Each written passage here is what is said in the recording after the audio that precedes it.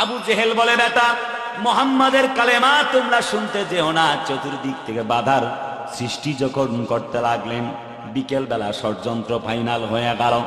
আজ থেকে মুহাম্মাদের কালিমা তোমরা কেউ শুনতে যেতে পারবা না। পরিস্থিতি এমন যখন হয়ে গেল, রাতের বেলা আর কেউ যাবে না বলে প্ল্যান করেছেন, প্ল্যান পরিকল্পনা করেছেন, সবাই মিলে পণ করেছেন, আজ যাব না, কথা দিয়ে দিলাম, টেনশন করো না, চিন্তিত হয়েও না। এবার বেটা আবু জেহেল রাতের বেলা ভাবলেন কেউ তো আসবে না, আমি একা একা গিয়ে মুহাম্মাদের কণ্ঠে কোরআন শুনি, কারণ কোরআন যতই শুনি ততই ভালো লাগে।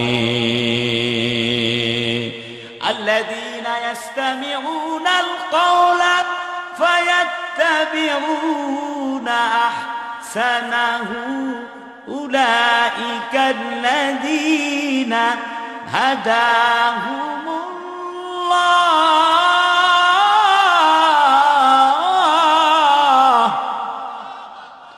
ওয়া উলাইকা হুম উলুল আলবাব।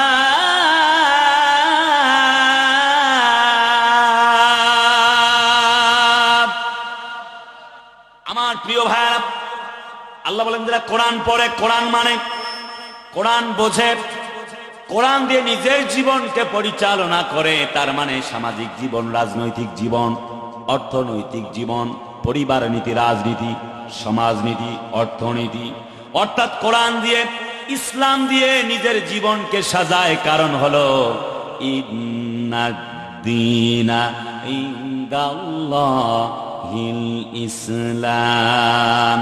ইসলাম হলো, Islam is the complete code of life.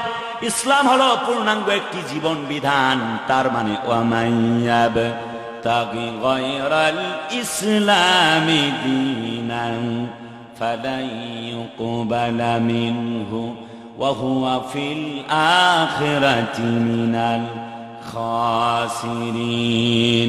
ইসলাম ছাড়া যে রাজনীতি, ইসলাম ছাড়া যে অর্থনীতি, ইসলাম ছাড়া যে তন্ত্র, ইসলাম ছাড়া যে মন্ত্র, ইসলাম ছাড়া যে মতবাদ, একটাও আল্লাহর দরবারে কবুল হবে না।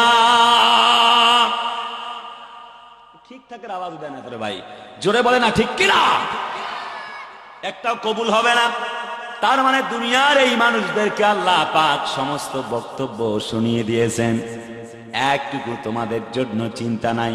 যদি তোমরা ইসলাম মানো, কোরআন মানো, ঈমান আনো, দিন ধর্ম মানো,